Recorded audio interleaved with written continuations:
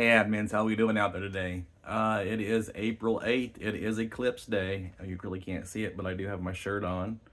After I get done here after a while and get weekly stats together, I will be enjoying some of the local activities myself. So I hope everyone has a safe day. I hope the traffic doesn't get too terrible around the time of the eclipse.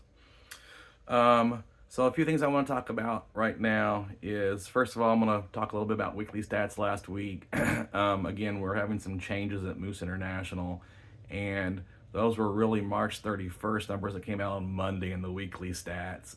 So it kind of threw things off. We talked to Moose International. They talked to the IT department. They ran another report, but the numbers weren't all the numbers that we needed. And I take those numbers, and that's how I make up weekly stats. So we knew we were going to have to do it anyways. So your territory manager sent out to you an all stat report, which helps you show you where you're at for not just your numbers, but when it comes to Moose Charities giving, endowment, orientations, all that kind of stuff. So if you have any questions on that list, feel free to contact your territory manager and have them explain that.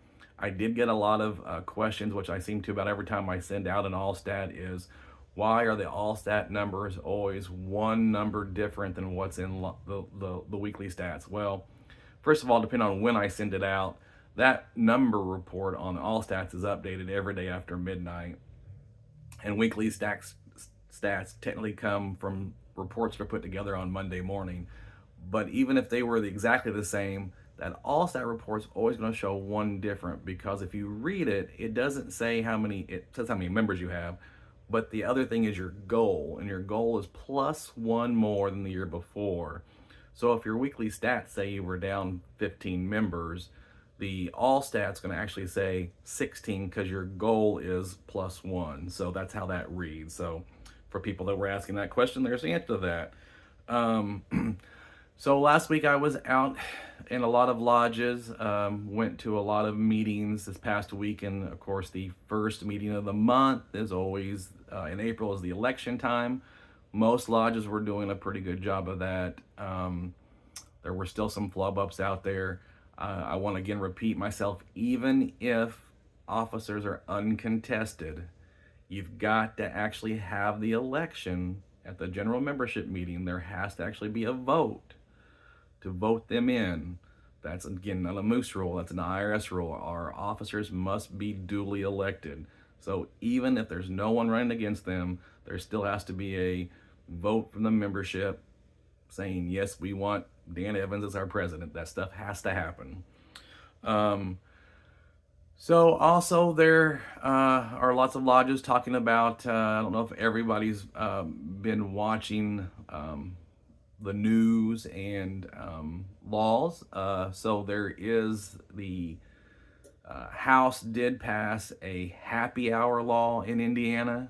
It is extremely vague. So the first thing I want to make sure everybody knows is that doesn't even go in effect till July 1st. So let's not do anything until you hear more back from us. The reasoning on that is because, again, apparently they've passed the law, but the details have not been completed yet, which I find very odd. But there are a few things in there where they state a rule, but then they say it has to be a qualified this or that, and they've not really detailed what that qualified this or that is. Plus, I'm not big on happy hours anyways. We're already have highly, extremely discounted drinks, so we don't need to be making them even cheaper anyways. I don't care what anybody says. Happy hours encourage binge drinking, and that is a bad thing when we're responsible for those people leaving the lodge. Excuse me.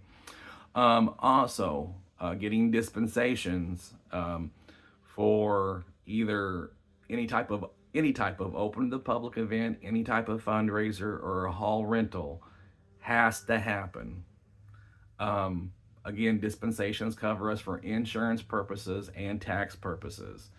If a lodge is having any of those type of events and not getting the dispensation, there can be some fallout from that. They're going to be getting warnings if they're not doing it, and we've been told now in emails and so forth, If those aren't happening, we may have to remove officers because they are putting the lodge in peril by not following those rules. Again, the event planning guide that came out dated August of 23 is the one we should be looking at. If you have any questions, go to that guide first. And then if you still have questions, give your territory manager a call. But we have to be getting those dispensations. Otherwise, the lodge may be not taking a proper step and may get themselves in some very big trouble. That is all I have. I did keep it to 5 minutes. So you're welcome. Actually, 5.5. Y'all have a good day. Take care. Bye-bye.